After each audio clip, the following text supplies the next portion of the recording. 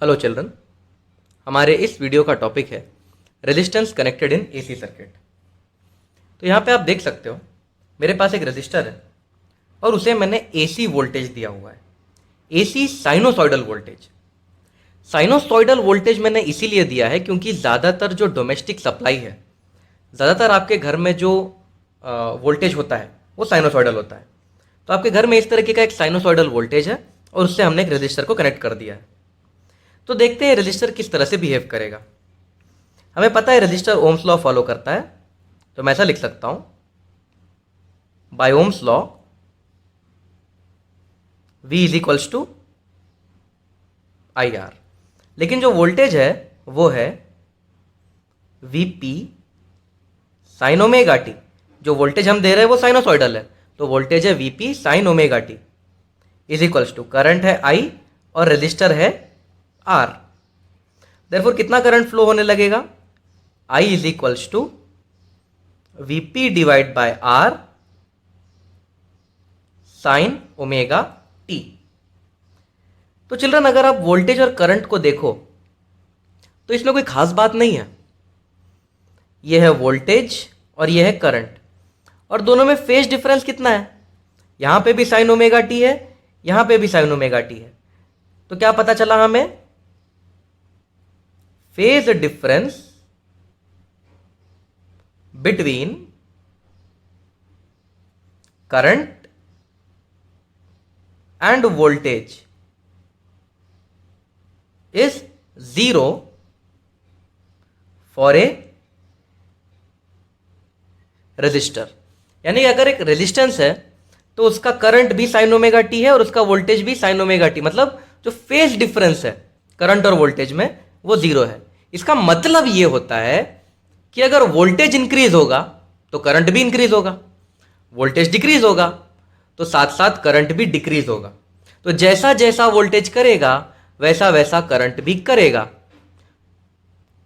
इसी को बोला जाता है zero phase difference.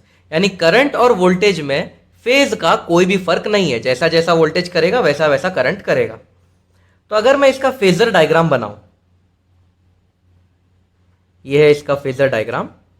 Phasor diagram बताता है कि वोल्टेज और करंट में कितना फेज डिफरेंस है। तो अगर यह होगा इसका वोल्टेज तो यह होगा इसका करंट। आप देख सकते हो वोल्टेज और करंट सेम डायरेक्शन में है, मतलब वोल्टेज और करंट में कोई भी एंगल नहीं है। फेजर डायग्राम ये बताता है कि वोल्टेज और करंट में कितना एंगल होगा। तो वोल्टेज और करंट में कोई एंगल नहीं है, ये भी साइन ओमेगा टी, ये भी sign omega T. Now children, अगर मैं ग्राफिकली प्लॉट करूं तो ये है वोल्टेज जो साइनोसॉइडल है। ओके, तो this thing is representing voltage.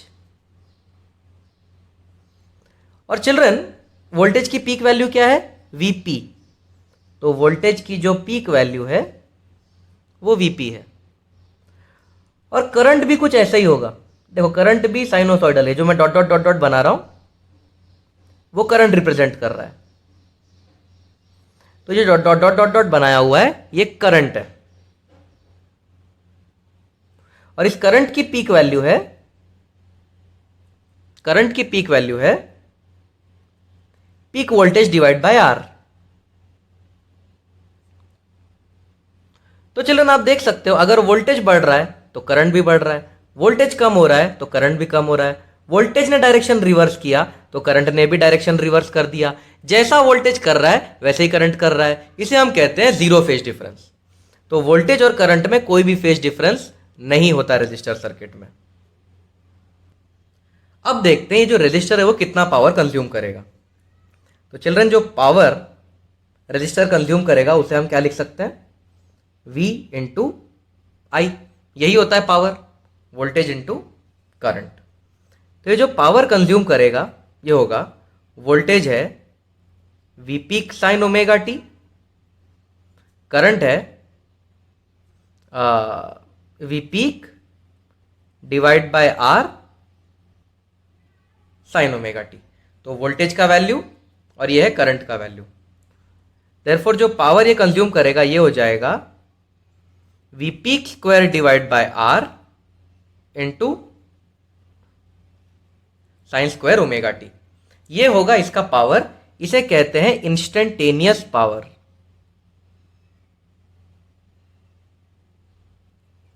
ये पावर इंस्टेंटेनियस है, यानी किसी भी इंस्टेंट का अगर आपको पावर निकालना है तो इस फॉर्मूले का इस्तेमाल करो। इसमें अगर आपसे कहा गया है कि 4 सेकंड बाद का पावर निकालो तो इसमें टी का वैल्यू 4 पुट कर दो। अगर आपसे कहा गया है 10 सेकंड बाद का पावर निकालो तो टी का वैल्यू 10 पुट कर दो। तो ये है इंस्टेंटेनियस पावर। अब चलिए इसका एवरेज पावर देखते हैं। आपको पता है कि एवरेज का फॉर्मूला होता है, किसी भी चीज का एवरेज किस तरह से निकालते हैं हमने पिछले वीडियो में देखा था। एवरेज का फॉर्मूला होता है integration of power instantaneous upon time. इसी तरह से एवरेज निकालते हैं ना, हमने पिछले लेक्चर में देखा था, ये एवरेज का फॉर्मूला है। तो जो एवरेज पावर कंज्यूम होगा वो होगा इंटीग्रल ऑफ इंस्टेंटेनियस पावर का वैल्यू डाल देते हैं, V peak square divide by R sine square omega T D T divide by time period. Therefore जो एवरेज पावर होगा वो हो जाएगा वी पीक स्क्वायर, और ये आर कांस्टेंट है, टी इन सबको बाहर निकाल लेते हैं, V peak square divide by R T. और चिल्ड्रन मैंने आपको पहले ही बताया था साइन स्क्वायर ओमेगा टी को इंटीग्रेट करने का तरीका पिछले वीडियो में। Sine square omega T can be written as 1 minus cos 2 omega T the whole divide by 2 D T from 0 to T. Therefore जो एवरेज पावर होगा वो हो जाएगा V peak square divide by R T. अगर मैं 1/2 को integrate करूं तो ये हो जाएगा 1/2 टी, और अगर मैं cos 2 ओमेगा टी को इंटीग्रेट करूं तो ये हो जाएगा sine 2 omega T divided by 2 omega. और ये 2 एक और नीचे है, 1/2 और दिस थिंग बाय 2, ये 2 एक नीचे है, from 0 to T D T. Sorry मैंने इंटीग्रेट कर दिया है ना, तो मुझे अभी इंटीग्रेशन का साइन नहीं डालना चाहिए। फ्रॉम 0 टू टी मैं इंटीग्रेट कर चुका हूं ना, 1/2 को इंटीग्रेट किया तो इसीलिए 1/2 टी लिखा, इसको इंटीग्रेट किया इसीलिए ये लिखा, तो अब इंटीग्रेशन का साइन बनाने की कोई जरूरत नहीं है। देयरफॉर जो एवरेज पावर हो जाएगी वो हो जाएगी VP square by R T. पहले छोटू टी का वैल्यू कैपिटल टी पुट करना है, तो ये हो जाएगा half into capital T minus sine of 2 omega capital T upon 4 omega, 2 2 4 omega. फिर आप जब 0 पुट करोगे तो ये भी 0 हो जाएगा, ये भी 0 हो जाएगा, तो 0 पुट करना है कोई मतलब नहीं है। तो जो एवरेज पावर हो जाएगी V peak square by R T half T. Children यहां पे जो ओमेगा होता है, ओमेगा होता है 2 पाई बाई टाइम पीरियड। ये वाला टाइम पीरियड इसको कट कर देगा। देखो आप देखो देख सकते हो ना, ओमेगा होता है 2 पाई बाई टाइम पीरियड, तो ये वाला टी इसको कट कर देगा और ये हो जाएगा साइन 4 पाई। साइन 4 पाई 0 होता है, तो ये पूरे का पूरा टर्म 0 हो जाएगा, ये पूरा टर्म गायब हो जाएगा, सिर्फ यही टर्म बचेगा, इसमें भी टी कट जाएगा। तो जो एवरेज पावर है वो हो जाएगा V peak square divide by 2r। अब चिल्ड्रन वी पीक स्क्वायर को मैं कुछ इस तरह से लिख सकता हूं, V peak into V peak divide by 2r। अब children V peak divide by R क्या होगा? Peak voltage divide by resistance क्या होगा? Peak voltage divide by resistance होगा peak current by Ohm's law. अगर आप पीक वोल्टेज को resistance से डिवाइड करोगे तो आपको पीक करंट मिलेगा। तो जो एवरेज पावर हो जाएगी वो हो जाएगी V peak into I peak. और चिल्ड्रन में जो 2 को है, ये 2 को मैं √2 लिख देता हूं, √2 इंटू √2 2 ही देगा। ये क्या है children? Peak voltage divide by √2। एक साइनोसॉइडल फंक्शन के लिए, एक साइन वेव के लिए पीक डिवाइड बाय √2 क्या होता है? याद करो, साइन वेव के लिए पीक डिवाइड बाय √2 क्या होता है? साइन वेव के लिए पीक डिवाइड बाय √2 होता है आरएमएस। तो पीक वोल्टेज डिवाइड बाय √2 को मैं आरएमएस वोल्टेज लिख सकता हूं, और पीक करंट डिवाइड बाय √2 को मैं आरएमएस करंट लिख सकता हूं। तो एवरेज पावर का फॉर्मूला डीसी जैसा ही है। डीसी में पावर क्या होता था? VI। एसी में पावर क्या होगा? VRMS IRMS। बस आरएमएस वर्ड एक्स्ट्रा बोलना है, बाकी सब कुछ सेम रहेगा। तो एसी में जो पावर है उसका फॉर्मूला डीसी के पावर से मैच करता है। Power in DC was VI, power in AC is VRMS IRMS। हो गया। अगला कंसेप्ट है inductor connected in AC circuit. तो हमारे पास एक इंडक्टर है, उसे हमने एसी सप्लाई दिया है, एसी वोल्टेज दिया है। अब यहां जितना वोल्टेज होगा इंडक्टर में भी उतना ही वोल्टेज डेवलप होगा, केवीएल। इसका जो वोल्टेज होगा पूरा वोल्टेज इंडक्टर को मिल रहा है। तो मैं लिख सकता हूं voltage of inductor is V। ये जो वोल्टेज है वो इंडक्टर के पास है। अब इंडक्टर का वोल्टेज हम इलेक्ट्रोमैग्नेटिक इंडक्शन में सीख चुके थे। इंडक्टर का वोल्टेज होता है L di/dt is equals to, हमने जो वोल्टेज सप्लाई किया है वो है Vp sin ओमेगा t।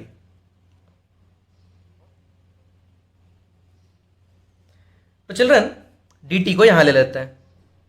तो L di is equals to Vp sin omega t dt, integrating both sides. तो ये हो जाएगा L इंटू डी को इंटीग्रेट करेंगे तो करंट मिल जाएगा, is equals to Vp into sine को इंटीग्रेट करेंगे तो मिलेगा कॉस ओमेगा टी। लेकिन ये ओमेगा एक्स्ट्रा है तो ये ओमेगा यहां नीचे चला जाता है, और साइन का इंटीग्रेशन कॉस होता है with a negative sine. If you integrate sine T you get minus cos T, क्योंकि कॉस टी को डिफरेंशिएट करते हैं तो माइनस साइन टी आता है। देयरफॉर करंट क्या हो गया? Current become equal to minus Vp upon omega L। Current हो जाए, ये L को मैं यहां ले लेता हूं, minus Vp upon omega L cos omega T.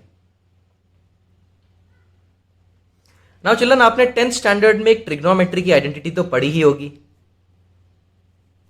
Cos theta can be written as sine of 90 minus theta. Sine 90 minus theta cos theta होता है। अब चलिए, जो माइनस साइन है अगर मैं इसको अंदर ले लूं तो करंट हो जाएगा Vp by omega L sine of omega T minus π/2। तो चिल्ड्रन, यहां पे आप वोल्टेज को देखो और करंट को देखो, दोनों के एंगल्स ध्यान से देखो, क्या पता चलेगा? दोनों के एंगल में 90 डिग्री यानी कि π/2 रेडियन का फर्क है, और करंट में माइनस π/2 है, मतलब करंट 90 डिग्री पीछे है वोल्टेज के कंपैरिजन में। देखो, वोल्टेज का एंगल देखो ओमेगा टी, करंट का एंगल देखो ओमेगा टी माइनस π/2, यानी करंट जो है वो वोल्टेज से पीछे है। तो इससे क्या पता चला हमें? इन प्योर इंडक्टर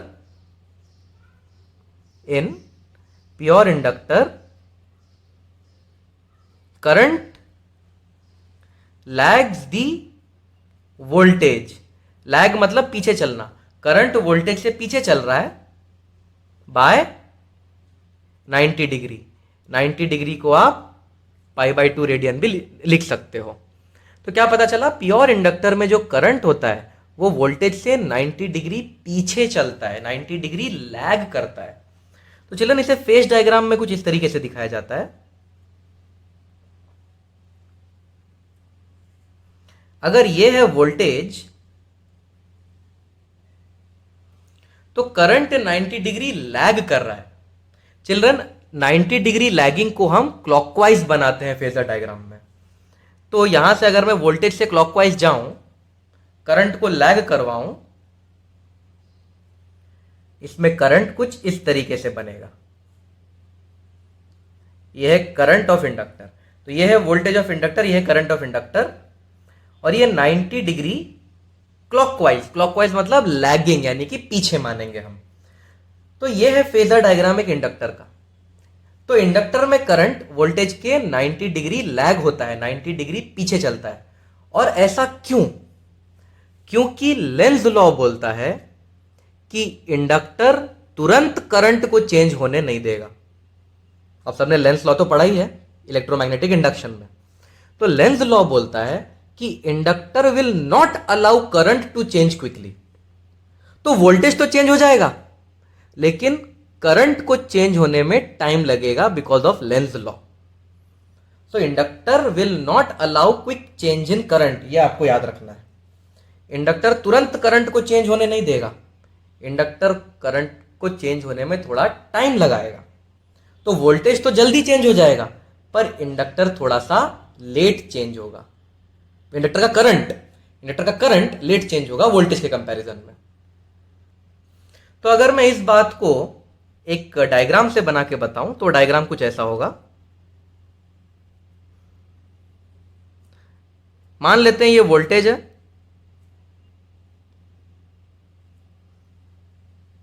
ये वोल्टेज है, ये टाइम एक्सिस है, और ये मैंने वोल्टेज बना दिया। तो चिल्ड्रन जो करंट है वो लैग होगा, कितना? 90 डिग्री से लैग होगा। ये 0 डिग्री होता है और ये एक पूरा साइकिल है, तो ये 360 होता है, 360 डिग्री, और ये 180 डिग्री। तो जो करंट है वो 90 डिग्री से लैग होगा। लैग होना मतलब पीछे होना। तो कुछ बच्चे क्या करते हैं, ये वोल्टेज है, करंट को यहां से शुरू करते हैं, क्योंकि वो कहते हैं कि करंट तो पीछे है। कुछ बच्चे करंट को यहां से स्टार्ट करते हैं, वोल्टेज के पीछे से। बिल्कुल गलत। ये पीछे नहीं है चिल्ड्रन, ये पीछे नहीं है, ये तो आगे है। सर ये आगे कैसे हुआ सर? ध्यान से देखो चिल्ड्रन, ये एक्सिस कौन सा है? ये एक्सिस है टाइम एक्सिस। अगर मैं कहूं कि कोई चीज शुरू हो रही है 1 सेकंड में और कोई चीज शुरू हो रही है 3 सेकंड में, तो 3 सेकंड वाली लेट शुरू हुई, 1 सेकंड वाली जल्दी शुरू हुई। तो अगर मैं 1 सेकंड देखूं तो 1 सेकंड वाली चीज यहां से शुरू हो रही है, जबकि 3 सेकंड वाली चीज ये शुरू हो रही है। ये लेट शुरू हुई और ये जल्दी शुरू हुई है। तो ये लीडिंग नहीं, लैगिंग है। ये वाली चीज 1 सेकंड पे शुरू हो गई, ये वाली चीज 3 सेकंड पे शुरू हो रही है। ये 2 सेकंड लेट है, ये लैगिंग है। तो लैगिंग वाली चीजें यहां से नहीं, आगे आने वाले टाइम, बाद के टाइम से शुरू होना है।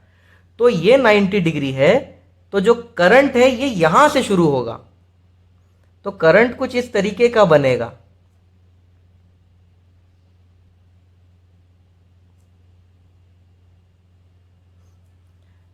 आप यहां से इसको इस तरह से ये भी कर सकते हैं। तो जो करंट है ये 90 डिग्री लैग हो रहा है। लैग करना है मतलब टाइम एक्सिस में इसे आगे की तरफ शिफ्ट करना है, क्योंकि ये लेट है।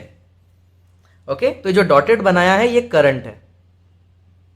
आप देख सकते हो जहां करंट मिनिमम है वहां वोल्टेज मैक्सिमम है, जहां करंट मैक्सिमम है वहां वोल्टेज मिनिमम है, जहां करंट मिनिमम है वोल्टेज मैक्सिमम है। तो 90 डिग्री का फेज डिफरेंस है दोनों में। 90 डिग्री खसका हुआ है करंट। तो इस वोल्टेज को पकड़ो, 90 डिग्री खसका दो, तो आपको करंट का डायग्राम मिलेगा। अंडरस्टूड? अब देखते हैं इसका इंस्टेंटेनियस पावर क्या होगा। The instantaneous power will be VI, voltage है VP sine omega T, current है V by omega L sine of omega T minus pi by 2। अभी थोड़ी देर पहले हमने करंट निकाला था। तो यह है इंस्टेंटेनियस पावर। अब चिल्ड्रन जब आप एवरेज पावर निकालोगे तो वो होगा integration of P instantaneous upon time. और चिल्ड्रन जब आप इस चीज को इंटीग्रेट करोगे रिजल्ट बहुत ही इंटरेस्टिंग आएगा। रिजल्ट आएगा 0, यानी कि जो एवरेज पावर कंज्यूम करता है इंडक्टर वो 0 होता है। ओके, बहुत इंपॉर्टेंट पॉइंट है ये। इंडक्टर कंज्यूम्स 0 एवरेज पावर, क्योंकि ये पावर कंज्यूम नहीं करता, ये वॉट्स कंज्यूम नहीं करता, इंडक्टर को वॉटलेस कंपोनेंट कहा जाता है। Therefore it is called wattless component. इसके पास वॉट्स नहीं होते, इसके पास पावर नहीं होता, तो जो इंडक्टर है उसे हम वॉटलेस कंपोनेंट भी कहते हैं, क्योंकि वो एवरेजली 0 पावर कंज्यूम करता है। अब चिल्ड्रन हमें करंट ऑफ इंडक्टर क्या मिला? करंट पासिंग थ्रू इंडक्टर ये मिला हमें V divide by omega L sine of pi by T, sorry sine of omega T minus pi by 2, ये हमें करंट ऑफ इंडक्टर मिला। अब चिल्ड्रन अगर आप डायमेंशनल एनालिसिस करो, ओके, बाय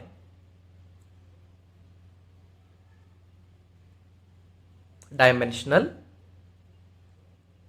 एनालिसिस, इसका जो डायमेंशन है ये तो करंट है, ओके, ये करंट है, इज इक्वल्स टू ये वाली चीज वोल्टेज है। ये पूरी चीज डायमेंशनलेस है, तो इसके डायमेंशन लिखने की जरूरत नहीं। Sine theta, cos theta, tan theta ये डायमेंशनलेस होते हैं, तो इसका डायमेंशन लिखने की जरूरत नहीं। अपॉन ये हो गया ओमेगा एल। अब चलो, हम सबको पता है current is voltage divide by resistance, यानी कि ये जो ओमेगा इंटू एल है ये एक तरीके का रेजिस्टेंस है which is provided by the inductor. जरा ध्यान से देखो, दोनों इक्वेशंस को ध्यान से देखो।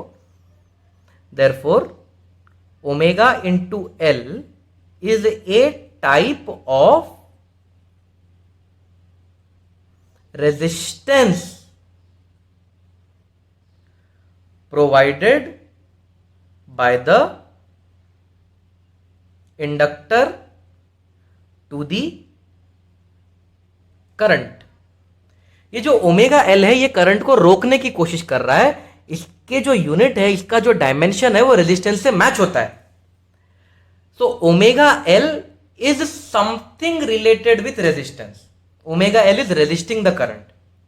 पर चिल्ड्रन इस ओमेगा एल को हम रेजिस्टेंस नहीं बोल सकते, omega L is not called as resistance,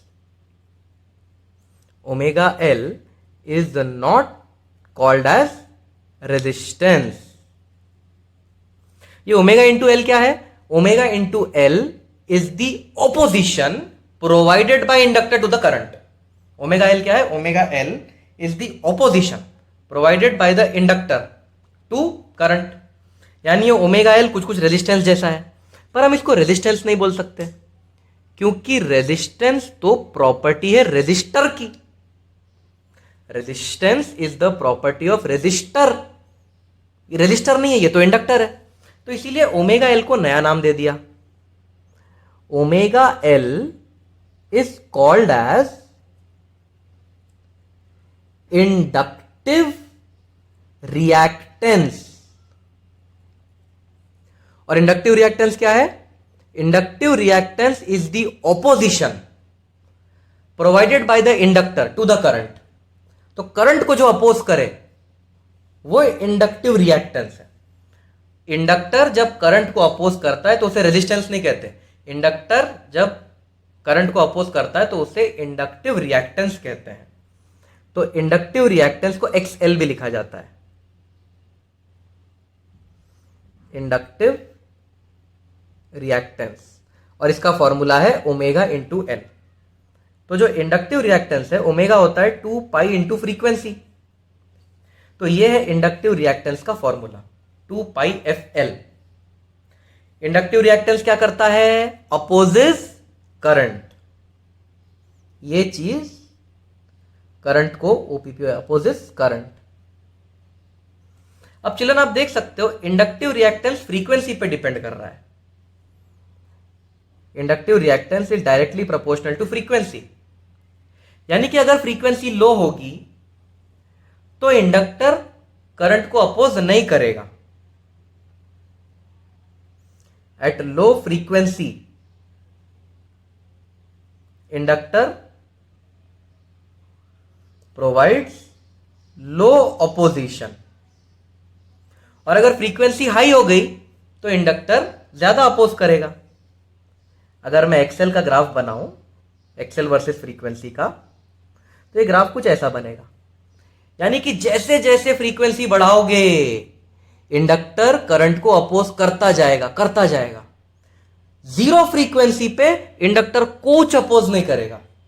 zero frequency मतलब डीसी, यानी inductor does not oppose DC. लिख लो children, inductor does not oppose DC, क्योंकि उसकी फ्रीक्वेंसी जीरो होती है। फिर अगर मैं फ्रीक्वेंसी बढ़ाऊंगा, बहुत ज्यादा फ्रीक्वेंसी कर दूंगा, तो इंडक्टर बहुत ज्यादा फ्रीक्वेंसी को अपोज करेगा। तो inductor opposes high frequency AC. लिख लो children, inductor opposes high frequency AC. Children ये फॉर्मूला बहुत बहुत जरूरी है। जो इंडक्टर जो अपोज करता है उसे रेजिस्टेंस नहीं कहते, इंडक्टर जो अपोज करता है उसे इंडक्टिव रिएक्टेंस कहते हैं। और इंडक्टिव रिएक्टेंस का फॉर्मूला है 2πfl। आपको याद रखना है, बहुत इंपॉर्टेंट है। अगला concept, capacitor in AC circuit. अब चिल्ड्रन आप सबको पता है C equal to Q by V होता है। वोल्टेज को यहां भेज देते हैं, therefore CV is equals to Q। दोनों साइड को differentiate with respect to time करते हैं, therefore C dV by dt, C तो कांस्टेंट है ना तो बाहर आ जाएगा, dV by dt is equals to dQ by dt। पर dQ बाई dt क्या है? dQ बाई dt तो करंट है, therefore current is equals to C dV by dt। तो इतना करंट कैपेसिटर में फ्लो होता है, therefore the current is C d by dt of, voltage तो साइनोसॉइडल है, Vp sin omega t, therefore जो करंट है Vp तो कांस्टेंट है, तो Vp बाहर आ जाएगा into C। Sign omega T को डिफरेंशिएट करोगे तो आएगा कॉस ओमेगा टी। अब चेन रूल लगाओगे तो ये ओमेगा बाहर आ जाएगा, देयरफॉर करंट हो गया, ओमेगा सी को मैं पहले लिख देता हूं, into VP into, children cos can be written as sine of 90 plus theta. Children sine 90 plus theta भी कॉस थीटा ही होता है। अब कुछ बच्चे पूछेंगे कि यहां पे साइन 90 माइनस थीटा क्यों यूज नहीं किया। चिल्ड्रन अगर मैं यहां पे साइन 90 माइनस थीटा यूज करता हूं तो इसके साथ रिलेशन निकालने में तकलीफ होती है, बस इसीलिए यहां पे साइन 90 माइनस थीटा कंसिडर नहीं कर रहा हूं। साइन 90 माइनस थीटा भी लिख सकते हो, पर फिर इसके साथ कंपैरिजन करने में तकलीफ होती है, तो इसलिए मैं कॉस थीटा को लिख रहा हूं sine of 90 plus theta. Sine 90 plus theta भी कॉस थीटा ही होता है, therefore the current is VP. Children जो ओमेगा सी है इसको जानबूझ के मैं कुछ इस तरीके से लिख रहा हूं, VP divide by 1 upon omega C. ये ओमेगा सी ऊपर आ जाएगा ना, तो ये चीज और ये चीज एक ही है, तो वीपी इंटू ओमेगा सी को इस तरह से लिख सकता हूं, VP divide by 1 upon omega C into sine of omega T plus pi by 2। अब वोल्टेज और करंट के एंगल्स को कंपेयर करो, कितने का फर्क है? 90 डिग्री का, और करंट आगे है प्लस पाई बाई 2, तो यहां पे क्या पता चला? Current Leeds voltage bye 90 degree in pure capacitor circuit. सिर्फ कैपेसिटर होगा तो 90 डिग्री करंट लीड करेगा, तो इसका फेज डायग्राम कैसे बनेगा? यह है वोल्टेज। लैगिंग को हम क्लॉकवाइज बनाते थे, तो लीडिंग को एंटी क्लॉकवाइज बनाएंगे। तो यहां से अगर मैं 90 डिग्री एंटी क्लॉकवाइज जाऊं तो मुझे करंट मिल जाएगा। ये हो गया इसका फेजर डायग्राम। अब अगर मैं इसको ग्राफ से दिखाने की कोशिश करूं तो अगर ये वोल्टेज है,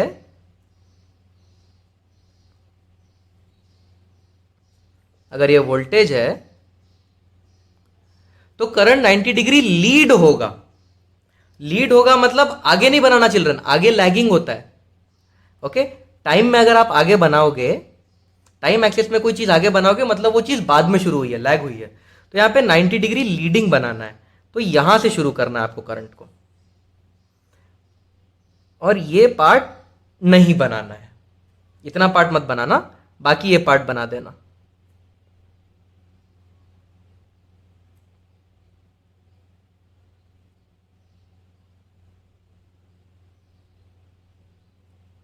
तो ये जो मैंने डॉटेड बनाया है ये करंट है,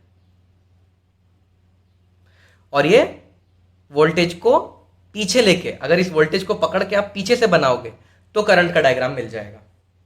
तो ये करंट 90 डिग्री लीड कर रहा है चिल्ड्रन, इट इज लीडिंग। अब अगर आप इसका पावर निकालोगे तो इसका इंस्टेंटेनियस पावर हो जाएगा V इंटू आई। V है V peak sine omega T, और करंट है V peak upon 1 upon omega C sine of omega T plus pi by 2। ये हो गया इसका इंस्टेंटेनियस करंट। कोई याद नहीं करता इस फॉर्मूले को ऑफकोर्स। और इसका जो एवरेज करंट आप निकालोगे इंटीग्रेट करके तो जीरो आंसर आता है। तो यानी कि capacitor consumes zero power averagely, यानी कि ये भी वॉटलेस कंपोनेंट है, इसके पास भी वॉट्स नहीं है। अब चिल्ड्रन हमें करंट तो पता है कैपेसिटर में, current is V peak divide by 1 upon omega C sine of omega T plus 90 degree. जैसे इंडक्टर में डायमेंशनल एनालिसिस किया था, करंट होता है वोल्टेज अपॉन रेजिस्टेंस, मतलब ये जो चीज है ये रेजिस्टेंस की तरह काम कर रही है, पर इसे रेजिस्टेंस नहीं कहा जाता। तो 1 upon omega C is the opposition provided by capacitor. तो 1 upon omega C is the opposition provided bye